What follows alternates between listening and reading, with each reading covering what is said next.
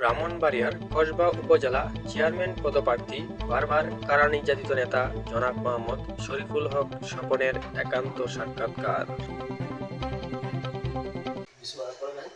ধন্যবাদ আপনাকে আমাকে আজকে আপনাদের মাধ্যমে কসবা উপজেলা পরিষদ নির্বাচন নিয়ে এবং চেয়ারম্যান পদপ্রার্থী নিয়ে কিছু বলার সুযোগ করে দেওয়ার জন্য সর্বপ্রথমে আমি স্মরণ করি আমাদের প্রিয় নেতা প্রেসিডেন্ট জিয়াউর রহমানকে এবং স্মরণ করি আমাদের প্রিয় নেত্রী যিনি আজ আমাদের মাঝে নেই, সাবেক প্রধানমন্ত্রী, 3 প্রধানমন্ত্রী এবং খালেদা জিয়াকে এবং আমি আমার প্রিয় নেতা এবং বর্তমান বাংলাদেশের প্রধানমন্ত্রী নির্যাতিত নেতা জনাব তারেক রহমানকে এবং আমার আরেকজন এই কসবা উপজেলার প্রিয় নেতা কসবা আখড়া নয়নমণি আমাদের সকলের গর্ব, যাকে গুম করা হয়েছিল আলহাজ কবির আহমেদ মিয়া ভাইকে আমি ধন্যবাদ জানাই যে আমি ওনার সাথে দীর্ঘদিন একসাথে রাজনীতি করে এই পর্যন্ত এসেছি এবং পাশাপাশি কসবা উপজেলাবাসীকে কসবা উপজেলা বিএনপির পক্ষ থেকে এবং আমার পক্ষ থেকে আন্তরিক শুভেচ্ছা ও সংগ্রামী অভিনন্দন জানাই। আসলে আজকে আপনারা আমার যে প্রশ্নটা করেছেন যে উপজেলা পরিষদ নির্বাচন আমি একজন প্রার্থী, এই কারণে একজন প্রার্থী আমি দল থেকে যে মেসেজটুকু পেয়েছি আপনাদের মাধ্যমে এবং সোশ্যাল মিডিয়ার মাধ্যমে যে যারা নির্যাতিত, যারা দলের জন্য কাজ করেছেন তাদেরকে উপজেলা পরিষদে নির্বাচনে দল থেকে একটি সমর্থন দিবে, বাংলাদেশ জাতীয়তাবাদী দল বিএনপি সমর্থন দিবে। তাহলে আমি আশা করি আমি এই সমর্থনটুকু পাবো এই কারণে যে আন্দোলন সংগ্রাম বিগত দিনে যতটুকু হয়েছে আমি রাজপথে ছিলাম, আমি 7 বার জেল খেটেছি, আমি 100 বার রিমান্ড খেটেছি, আমি 3 বার পরস্পরে গিয়েছিলাম, আমি গুম হয়েছি, আমাকে গুম করা পর্যন্ত হয়েছিল এবং আমি অ্যারেস্ট অবস্থায় আমি স্ট্রোক করার পরে আমাকে যখন গুলি করবে ঠিক ওই মুহূর্তে আমি স্ট্রোক করি, তারপরে আমাকে তারা হাসপাতালে নিয়ে যায়, হাসপাতালে যখন সাধারণ মানুষ ঘেরাও করে তারপরে আমাকে টর্চার করে আমাকে সেই ঢাকা নিয়ে গিয়ে আমাকে হার্টে রিং করানো হয়। আমি রিং করা অবস্থায় আমাকে তারা ছাড় দেয় নাই, তারা আমাকে অস্ত্র মামলা দিয়ে মিথ্যা অস্ত্র মামলা দিয়ে আমাকে জেলখানায় প্রেরণ করে। তো এত কষ্ট করেছি এবং 10টি ইউনিয়ন বিগত সরকার আমলে আপনারা জানেন আইনমন্ত্রী আনিসুল হকের বাড়ি ছিল এই কসবা উপজেলায়, উনি ছিল আওয়ামী লীগের সভাপতি আর আমি বিএনপির সাধারণ সম্পাদক। আমার উপর কিরকম নির্যাতন হইতে পারে আপনারা চিন্তা করেন। আমাকে এই যে ওনার সাথে ওনার আওয়ামী লীগের সভাপতি এবং একজন মন্ত্রী উনি রাজনীতিটা আমরা কিরকম করছি আপনারা ভালো করে জানেন। তো এত আন্দোলন সংগ্রাম করার ফলে আমাকে অনেকবার আমাকে হামলা দিয়েছে, আমাকে পানি মারার চেষ্টা করা হয়েছে, আমাকে গুম করা হয়েছে, কোনো কিছু বাকি নেই।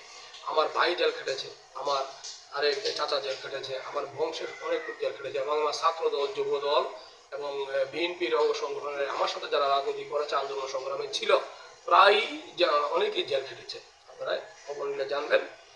কিন্তু এই কারণে আমি যে উপজেলার নির্বাচন যেহেতু একজন নির্যাতিত ব্যক্তিকে দেওয়া হবে, তাই আমি অবশ্যই এই নমিনেশন এবং দল থেকে এই সমর্থনটুকু আশা করি এবং আমি একমাত্র ব্যক্তি যে 1990 সালে বিএনপি করতে গিয়ে আমি জেল খেটেছি এবং 1995-96 সালে আমি জেল খেটেছি এবং বিএনপির মামলা খেয়ে এবং 2011 এবং 12 সালে আমি জেল খেটেছি এবং 2014-15 জেল খেটেছি, 2016-তে 2 বার জেল খেটেছি, আমি 2017 জেল খেটেছি এবং 2019 এবং 2020 সালে আমি জেলে ছিলাম, জেল খেটেছি এবং 2023 সালে আমি জেল খেটেছি।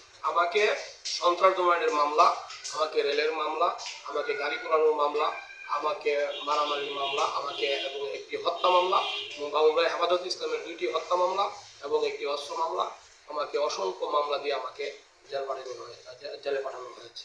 তো এত অত্যাচার বিচার সহ্য করেছি আমি তো নমিনেশনটুকু দল থেকে আমি সমর্থনটুকু অবশ্যই আশা করি এবং এই 10টি ইউনিয়ন 90টি ওয়ার্ড এবং পৌরসভা আমার আমলেই আমি সুসংগঠিত করেছি এবং আন্দোলন সংগ্রামে সবাইকে সুসংগঠিত করে আমি রাজপথে আমি ছিলাম।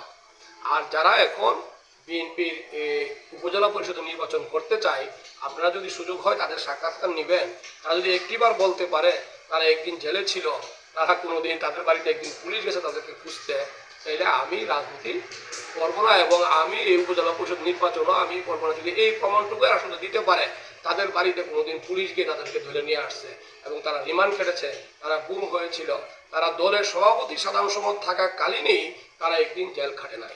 আমরা যখন যুবদল করি তখন আমরা মাসের পর মাস জেলে ছিলাম, জেল খেটেছি। আজকে আমাকে দল এই কারণে আমাকে এই দায়িত্ব দিয়েছিল যে দায়িত্ব দেওয়ার পরে কয়েক বছর পরে কিন্তু বিএনপি ক্ষমতায় এসেছে। সুতরাং আন্দোলন সংগ্রামে অবশ্যই ভালো করেছি, আর এখন পর্যন্ত আমি বিএনপি সাধারণ সম্পাদক হিসাবে আছি এবং নির্বাচিত বিনা প্রতিদ্বন্দ্বিতায় আমি নির্বাচিত হয়েছি, আমার সাথে কে ক্যান্ডিডেট হয় না। তাই আমি আপনার বাবাও নাকি আপনি যে দায়িত্বে আছেন উনি এরকম দায়িত্বে ছিলেন কিনা? হ্যাঁ, আমার বাবা যখন কসবা আখাউড়া একটি থানা ছিল, শুধু কসবা থানা নামে ছিল, তখন শহীদ প্রেসিডেন্ট জিয়াউর রহমান যখন জাগদল করে তখন আমার বাবা জাগদলের আহ্বায়ক ছিলেন, কসবা আখাউড়ার জাগদলের আহ্বায়ক ছিলেন এবং আমার বাবা বিএনপির প্রতিষ্ঠাতা সাধারণ সম্পাদক ছিলেন 80-র দশকে। আমার বাবা বিএনপি 25 বছর বিএনপি সাধারণ সম্পাদক ছিলেন। তারপর বিএনপির বুটে নির্বাচিত কাউন্সিল বুটে নির্বাচিত হয়েছেন, বিএনপির সভাপতি নির্বাচিত হয়েছিলেন 2002 সালে 2003 সালে। তারপরে আবার বিএনপির আহ্বায়ক ছিলেন। উনি আজকে অসুস্থ, আমার বাবা অসুস্থ। আপনারা আমার বাবার জন্য দোয়া করবেন, সবার কাছে দোয়া চাই।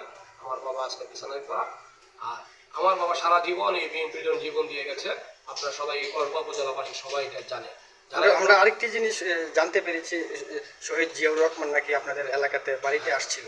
আমার বাবা যখন 80-র দশকে আমার বাবা যখন এই ইউনিয়নের চেয়ারম্যান ছিলেন এবং উপজেলা বিএনপির জাগদলের আহ্বায়ক ছিলেন কসবা আখাউড়া, তখন এই শহীদ প্রেসিডেন্ট জিয়াউর রহমান এই যে এখানে বিনাউটি ইউনিয়নে আসেন এবং আমার বাবার হাত ধরে এই হাল কর্মসূচি করেন। উটি জিয়া হাল এবং চাপিয়া একটি জিয়া হাল আছে, ওই হাল কর্মসূচি করেন। বিনাউটি একটি রাস্তা এটি রাস্তার জন্য মানে সেনাবাহিনীদের রাস্তাটি তৈরি করে। এরকম অসংখ্য এবং বেগম খালেদা জিয়া, সাবেক প্রধানমন্ত্রী মরহুমা বেগম খালেদা জিয়া, উনিও আমাদের গ্রামে আমার বাবা আসছিলেন। আমার বাবা তাকে ওনাকে এখন আমাদের গ্রামে হেলিকপ্টার ল্যান্ড করে তারপরে কসবা গিয়েছিলেন, এদিকে কয়েকবার পথসভা করেছে। তারপর আব্দুল রহমান প্রেসিডেন্ট যখন জিয়া রহমানকে ওনাকে যখন হত্যা করা হয় তখন আব্দুল রহমান প্রেসিডেন্ট এই গ্রামে এসে তখন আমার বাবাই মাইক দিয়ে বলেছিলেন আমি জিয়া রহমান হত্যার বিচার চাই। তখন থেকে জাতীয় পার্টি ক্ষমতায় এসে আমাদের উপর অনেক অত্যাচার বিচার করেছে, আমাদের বাড়িঘর পর্যন্ত পুরাই দেওয়া হয়েছিল। আমরাই একমাত্র কসবা আখাউড়া আমরা মনে করি কসবার যে আমরা জিয়ার পরিবার, আরও জিয়ার পরিবার থাকতে পারে, কিন্তু এই জিয়ার পরিবার কিন্তু এখন তেমন আমরা কিন্তু আসলে অবহেলিত। আপনারা জানেন যে আরেকটি কথা দুঃখের সহিত বলতে হয় যে আমার বাবা কিন্তু 1999 সালে উপজেলা নির্বাচন করেন এবং উনি পাশ করেছিলেন।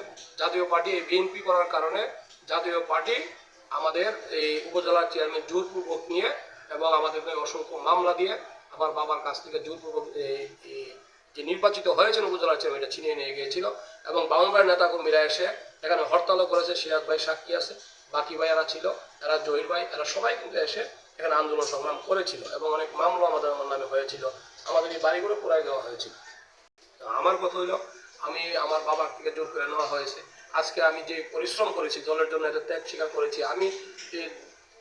আমি দলের কাছে একটি আবেদন করব যে আমাকে যেন এই আগামী উপজেলা পরিষদ নির্বাচনে কসবা উপজেলা আমাকে যেন দলের পক্ষ থেকে আমাকে সমর্থন দেওয়া হয়। আমি আশা করব তাদের সকলের কাছে আমি দোয়া চাই আমি আগামী কসবা উপজেলা পরিষদ নির্বাচনে আমি উপজেলা চেয়ারম্যান পদপ্রার্থী। আপনারা যারা প্রবাসী ভাই বোনেরা আছেন এবং কসবা উপজেলার আপনারা জনগণ সবার কাছে আমি দোয়া চাই আমাকে আগামী কসবা উপজেলা পরিষদ নির্বাচনে আপনারা আমাকে ভোট দেবেন এবং আপনাদের সকলের কাছে আমি দোয়া চাই এবং আমার বাবার জন্য দোয়া করবেন। এই বলে আমার বক্তব্য শেষ করলাম। ধন্যবাদ সবাই। আসসালামু আলাইকুম।